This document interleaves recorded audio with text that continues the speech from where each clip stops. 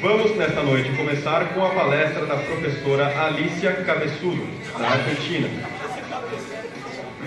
Alicia Cabeçudo é membro da equipe de educação Human DHS. Alicia é professora, educadora e consultora da paz e dos direitos humanos. Até recentemente, ela era a diretora de educação do município da América Latina. Agora trabalha como diretora do Educando Cidades, uma forte associação internacional que desenvolve programas educativos nas cidades da América Latina. Vamos receber com aplauso a professora Alicia Cabeçudo.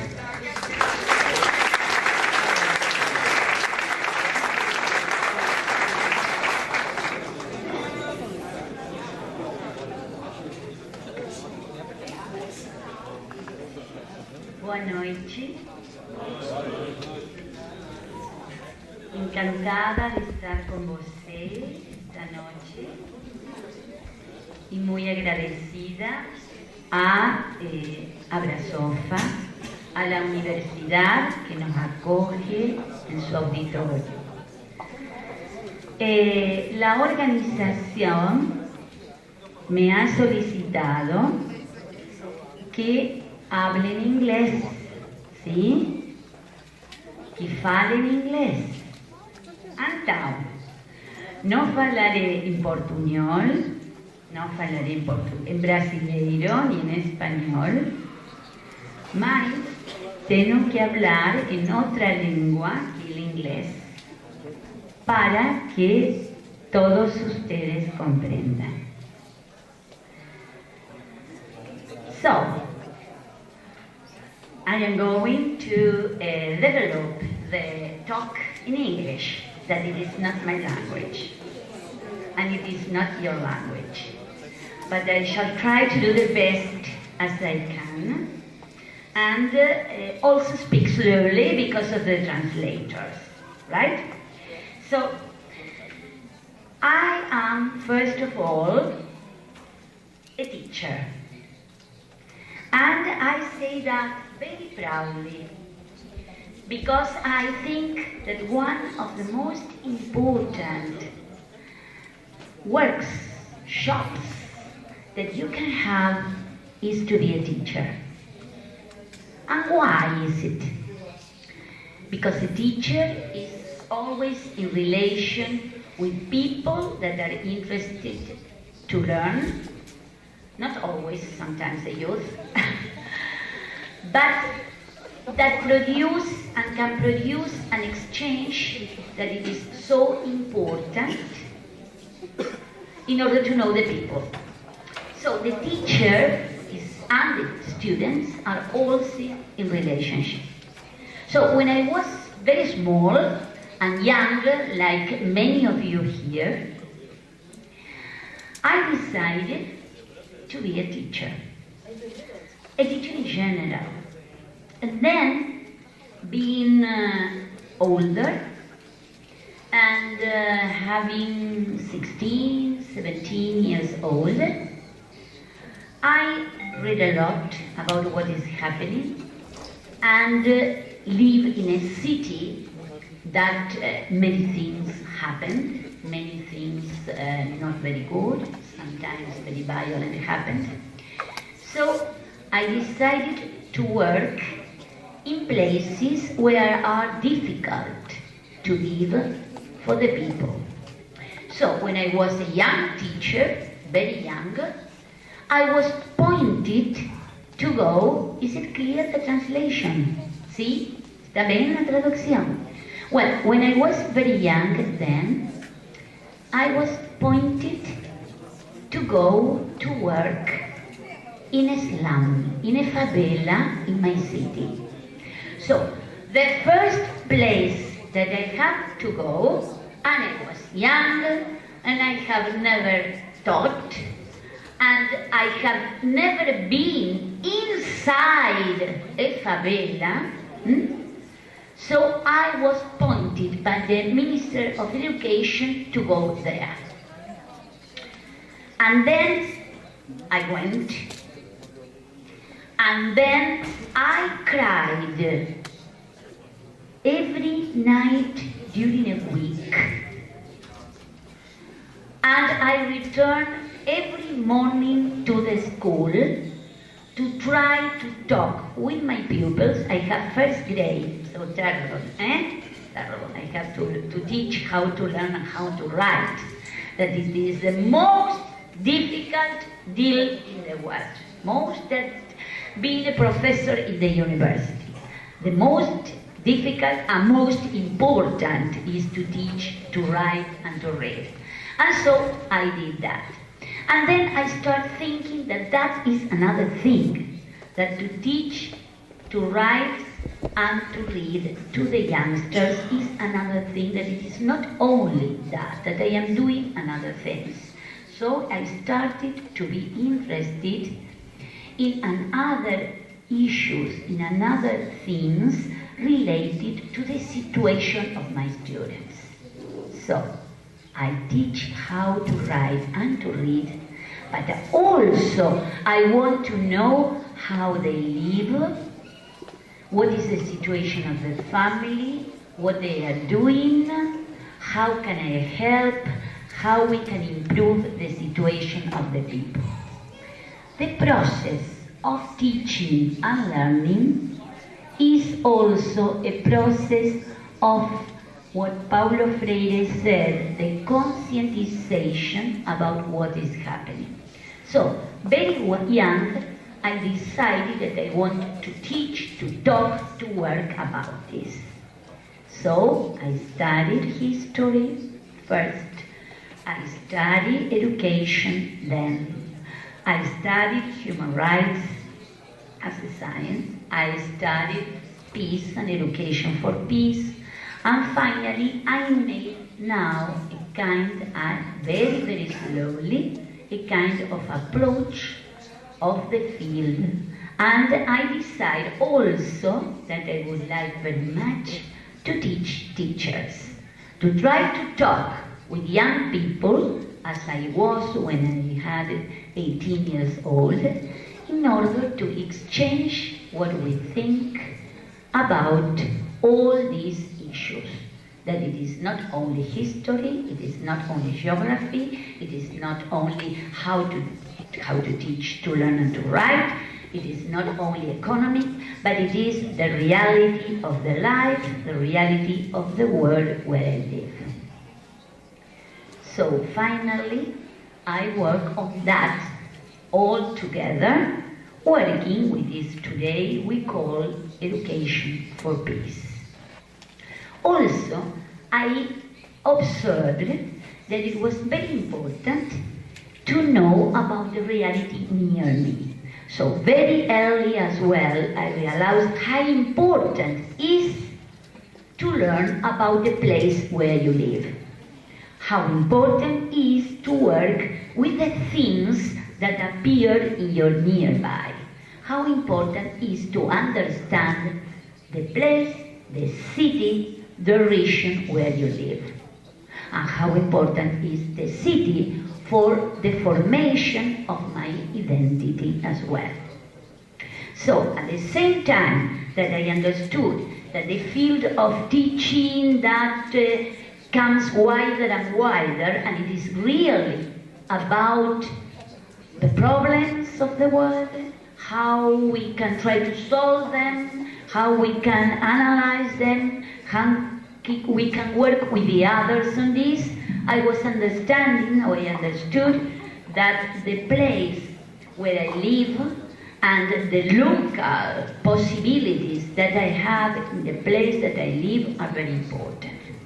So that is why also I work as a professor in these issues, and at the same time researching on what possibilities has a city, a place, to give to all these teachers and learners and students and population. So we reached the concept, or I reached the concept, I found in a way, or they found me, the concept of what we call today, and we have been, some person have been 2 days ago here, the concept of educating city. Because there I found the place where I can work, the concept with which I can work, and also all the fields related in that place. And why the concept of educating city? That here you have, no, the first one please, that here you have the logo.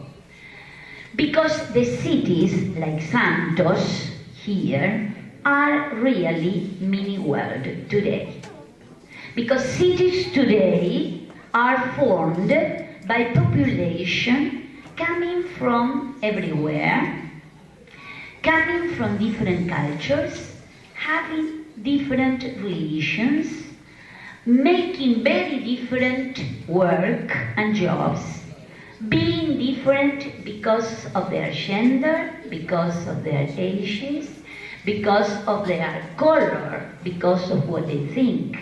So a city with these characteristics is like a mini world where I can study even the problems that happen almost everywhere, also here, and also trying to develop an understanding to all these different things that are happening. Then appeared in my history as learner all the time the concept of educating city as a place where this is possible to occur. In 1990, the Lord Mayor, the prefeito of a big city in Europe, Barcelona, decided to create in the city a new idea in a way, that it is to prepare the city to teach everywhere. So it was thought in Barcelona first, in 1990, that then the population of a city can learn not only in the schools, of course they can learn everywhere, and so it had to be an obligation, a kind of commitment, a responsibility of the Lord Mayor, of the prefeito of each city, to create spaces in order to learn. So the prefeitura of each city comes to be a kind of teacher also, presenting all the spaces of the city as possibilities, spaces to learn. So in a way, the idea is that the city, I always said this because it is the most clear way to understand an educating city. The city imagines that it is a school. Imagine a big school. And this school have not roof, because the sky of Santos is the roof of the city. And this city has the urban plan that it is the place where you walk, you are. So that is the basement of the school. The sky is the roof. And then all the parts of the city, the streets, the beach, of course, in Santos, that is wonderful, all right? The beach, the sea, the parks, all the places of the street, of the city, have to be created as spaces where the people can learn from the others all the time. So the city have to invite, through the government and through the non-governmental organizations, through the society of their city, to work, to learn everywhere. So educating cities is inviting also the schools, also the universities, also the high schools. But why not the beach? Why can't the prefeito, I don't know, why can't create programs for the people out of the schools, out of the university, to create a different kind of relationship between all the people in the streets, all the people in the city. The city is then a new concept. Generally, a city is thought as a group of buildings and streets between. When I ask the children in primary school, they say, well, a city is a lot of houses all together. They say a city is a lot of buildings and in between streets. So the material idea of the city.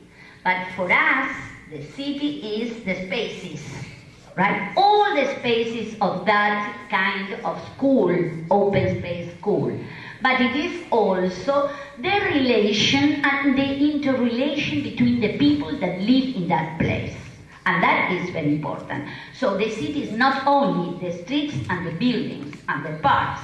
I mean, what I see as important as that is the relations that it is created in the city, between you and your neighbor, between you and your friends, between you and the butcher, between you and the persons in the supermarket, between you and the persons in the bank, between the people that meet or the people that don't meet. So a city is a combination of spaces of different kind, relations and interrelations. And so these relations allows really to interact and to know the others. So what is important then in this educating city? If the city is the spaces and the relations between the people, what about to create the best situations in order to create good relations, to build peaceful relations, to build relations of friendship, to build another kind of relations that are opposite what we called violence in the city.